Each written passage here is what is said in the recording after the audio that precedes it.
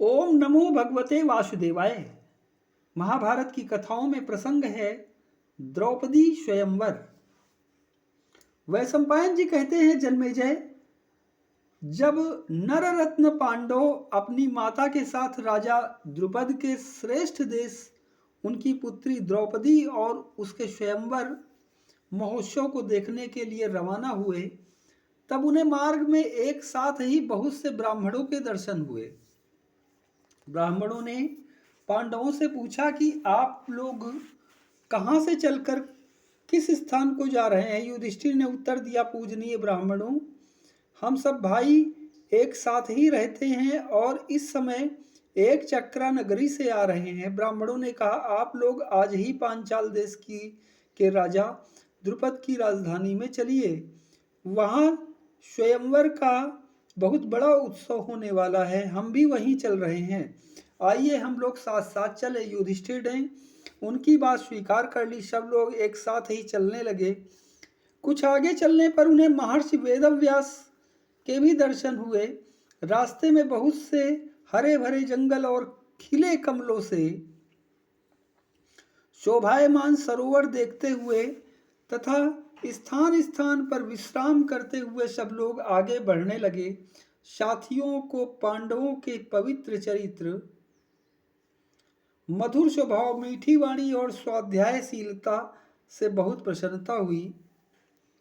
जब पांडवों ने देखा कि द्रुपद नगर निकट आ गया है और उसकी चार दीवारी स्पष्ट दिख रही है, तब उन्होंने एक कुम्हार के घर डेरा डाल दिया।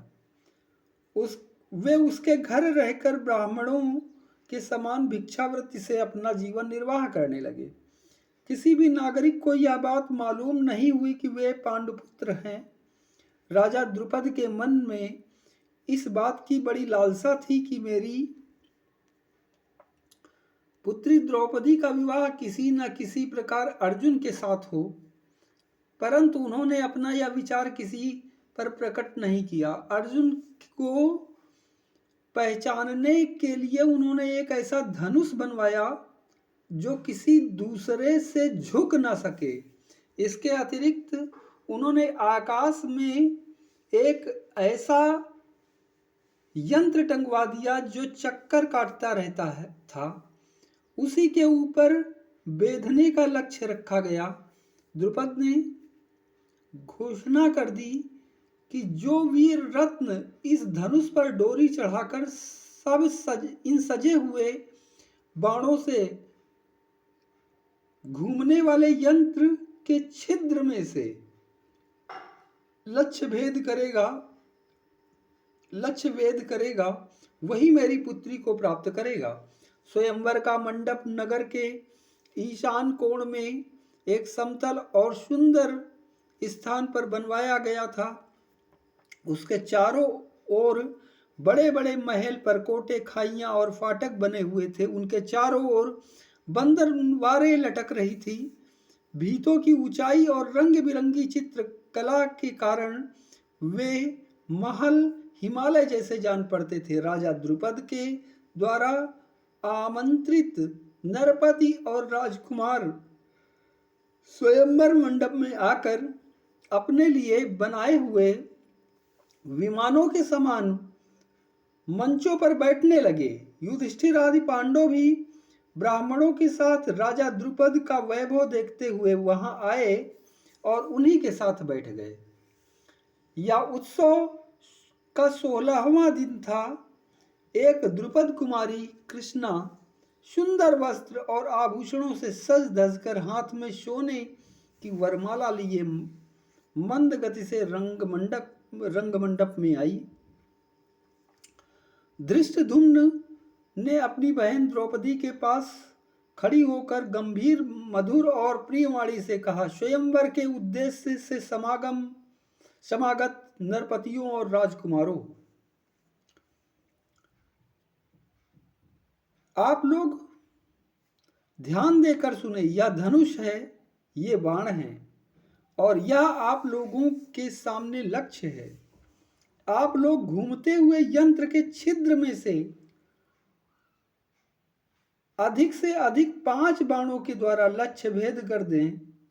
जो बलवान, रूपवान और कुलीन पुरुष या महान कार्य करेगा, मेरी प्यारी बहन द्रौपदी उसकी अर्धांगिनी बनेगी। मेरी बात कभी झूठी नहीं हो सकती। यह घोषणा करने के अनंतर धृष्टद्युम्न ने द्रौपदी की ओर देखकर कहा, बहन देखो, धृतराष्ट्र के बलवान पुत्र दुर्योधन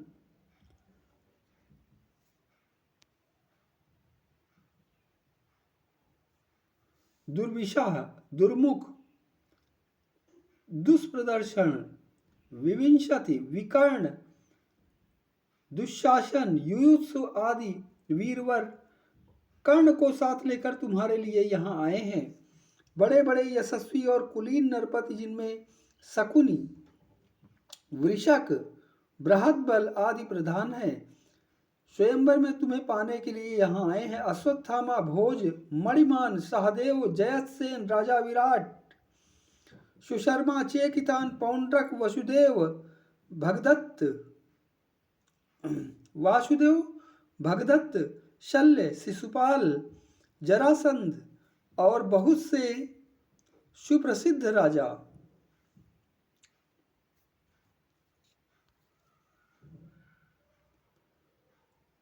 महाराजा यहाँ उपस्थित हैं।